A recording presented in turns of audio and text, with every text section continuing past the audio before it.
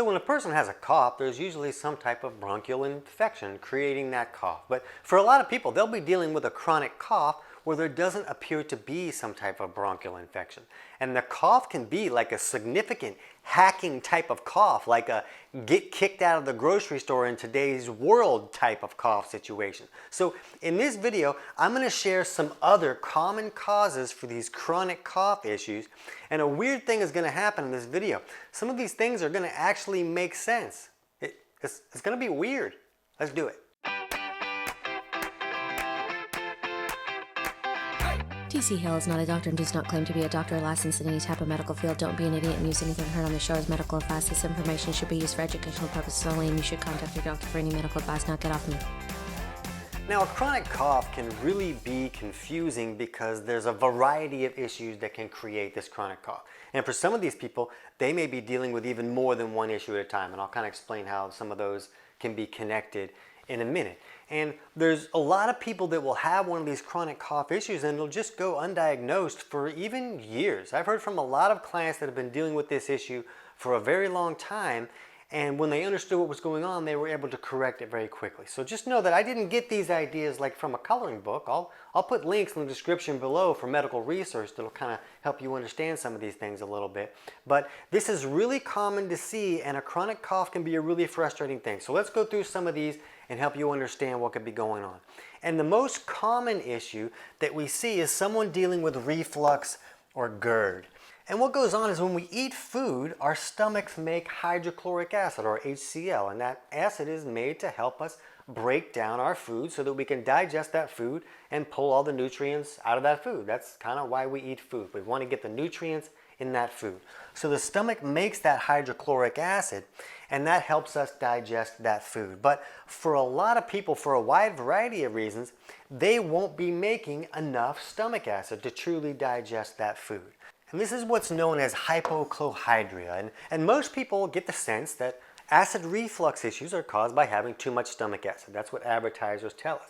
But even the medical world is starting to understand that reflux can be caused by a lack of stomach acid. So what happens is when this food comes in, at the bottom of the esophagus, there's what's called the lower esophageal sphincter, or LES valve. And it opens up so food can come in. And then what happens is that valve closes so that food doesn't come back up and reflux and burn us and cause all kinds of trouble. The trick is that LES valve is triggered by stomach acid. So if someone is making only a small amount of stomach acid and it's not enough to trigger that valve to close, well, now there's some stomach acid in there and it's going to reflux back up with stomach acid in it, and it's going to burn us and it's going to cause a lot of trouble. So what happens when we have this low stomach acid and this valve is not getting triggered is that this is coming back up and it'll create heartburn or reflux symptoms or GERD, or it can even create what's called LPR. And that's like a silent reflux. I have a fancy reflux, it's silent. And that tends to seem to affect more in the larynx and the vocal cord area.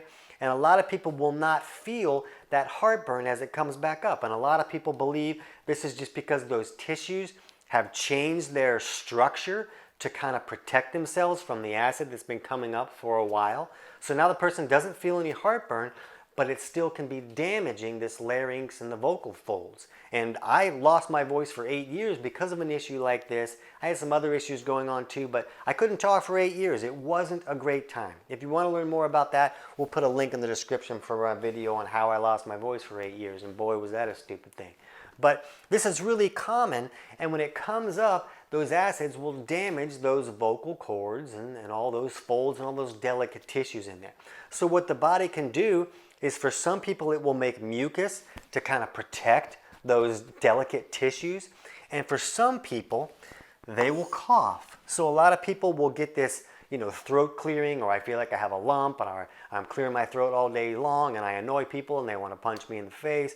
But some people, maybe they can't make enough mucus, or maybe that defense mechanism is just not working as well, and instead the body will create a cough, where the body is coughing to get that acid off of those delicate tissues. So this is a really common cause for this chronic cough situation, where there's mucus trying to protect it, so the cough can be trying to clear things off, or they're clearing their throat, or the cough will kind of do it. And it's going to be different from person to person, but this is a really common issue. And a lot of times this lack of stomach acid could come from the person not having enough minerals in the system to make hydrochloric acid. You know, we need minerals and nutrients to be able to make that hydrochloric acid.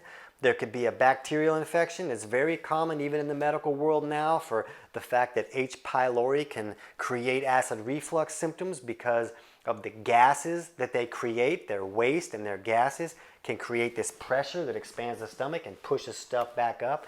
Plus, H. pylori seems to have the ability to reduce that acidity level. So now a person doesn't have enough acid to trigger that valve to close, and all this reflux stuff is coming back up.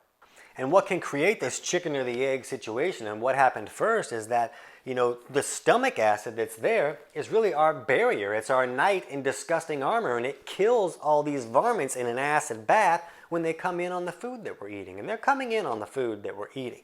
But that stomach acid is there to kill them off. And when somebody doesn't have enough stomach acid, then bacteria come in and they set up camp and they have a party and they raise their kids and they have a great time. So it's a problem of, was the low stomach acid what allowed the bacteria to come in? Or did a bacteria come in and set up camp and then restrict the ability for the stomach to acidify the food correctly so we can break it down and get the minerals out of that food so that we can make hydrochloric acid? We don't really know, but the problem is clear is that there's a lack of stomach acid that's allowing this reflux action to happen, and for a lot of people that's going to create a chronic cough. So for a lot of people, fixing this is going to be about fixing that low stomach acid issue, and whether that's wiping out a bacterial overgrowth so that the stomach can acidify correctly, or some people may need to take some other steps to kind of jumpstart that process. And we'll put a link in the description below this video for our how to fix low stomach acid issues, and that can walk you through that process. But let's look at some other possible causes for this chronic cough situation. And for some folks, it can just be allergies. They could have an allergy situation that's creating that irritation that causes that cough. And what's interesting is that most people who deal with significant seasonal allergies have their autonomic nervous system pushed too far in this parasympathetic state. And what's interesting is that a lot of people who lean too far in that parasympathetic state, their body is pushing them in that direction because that's our rest and digest state. And digestion doesn't seem to be working correctly, so the body's pushing them into that state as far as it can just to get digestion working any way that it can. And we'll put a link in the description below for our video on understanding allergies so you can dig into that more. But what's interesting is some people will fix their digestion, kind of like we're talking about with this problem, when all of a sudden these allergies can improve too. A little bit freaky. Another problem can be a sinus infection. Someone can have an infection in their sinus cavity, and it's not just like this is our sinuses. It goes way up in here. There's all these kind of pockets and crazy places where bad guys can hide. And when there's an infection in there, a lot of times they'll kind of protect themselves with these biofilms. And the biofilms can make it very difficult for antibiotics and for other treatments to kind of wipe out that infection. So the infection just kind of thrives in there for years or decades. And what can happen is that that infection can feed down through your sinuses, down into your throat and down your esophagus and into your stomach. So as this bacteria or whatever type of infection it is passing by, it can irritate those vocal folds and those delicate tissues and can create a cough. Or it can go down to the stomach and create this infection that's going to create all these gases and pressure and push the reflux back up and irritate those vocal cords and all that delicate tissues that way. So there's a variety of ways that that can create a problem, but a lot of times it's about wiping out that infection so that it's not constantly feeding down through your esophagus and down into your stomach. And another similar problem can be some type of infection in the mouth. And someone could have a tooth infection and not really know about it. And that infection can feed toxins as well as microorganisms down past this delicate area, as well as creating problems in the stomach. Or maybe someone had some type of extraction and the extraction was not done properly. This is very common for these extractions not to be done properly. And it kind of leaves a pocket in the mouth where an infection can really thrive and set up camp there, and then it can create a lot of trouble. So a lot of these things can be caused by dental issues, and sometimes you have to find a really good biological dentist who understands a lot of the problems that can come from just, normal mainstream dental work. And these biological dentists seem to have a better hand on ways to set things up so that the mouth is not set up for these infections to thrive so greatly. So you can see that there's a wide variety of issues that can create this problem, and some of them can be a little bit connected. So sometimes a person can be dealing with more than one issue that's creating the problems, and that's kind of what was going on with me when I lost my voice for 8 years. So I hope this helps some people find their answers, and we'll put a link in the description below for our video on how to wipe out bacteria in the stomach.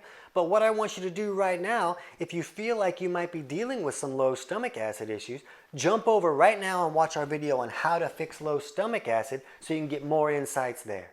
I can't wait to hear about your results.